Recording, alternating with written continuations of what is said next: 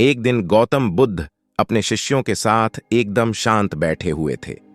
उन्हें इस प्रकार बैठे हुए देख शिष्य चिंतित हुए कि कहीं वह अस्वस्थ तो नहीं है। एक शिष्य ने उनसे पूछा कि आज वह मौन क्यों बैठे हैं, क्या शिष्यों से कोई गलती हो गई है? इसी बीच एक अन्य शिष्य ने पूछा कि क्या वह अस्वस्थ हैं? पर बुद्ध मौन रहे।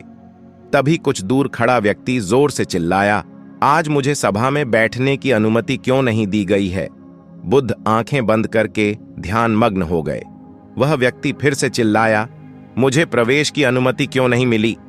इसी बीच एक उदार शिष्य ने उसका पक्ष लेते हुए कहा कि उसे सभा में आने की अनुमति प्रदान की जाए।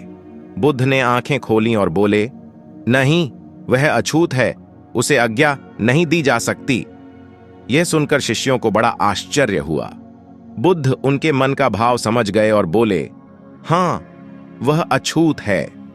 इस पर कई शिष्य बोले, हमारे आश्रम में जात पात का कोई भेद ही नहीं, फिर वह अछूत कैसे हो गया? तब बुद्ध ने समझाया, आज वह क्रोधित होकर आया है। क्रोध से जीवन की एकाग्रता भंग होती है।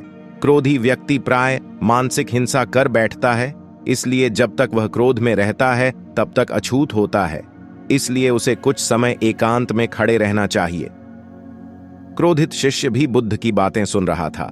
पश्चाताप की अग्नि में तपकर वह समझ चुका था कि अहिंसा ही मनुष्य का महान कर्तव्य व परम धर्म है। वह बुद्ध के चरणों में गिर पड़ा और कभी क्रोध न करने का प्रण लिया।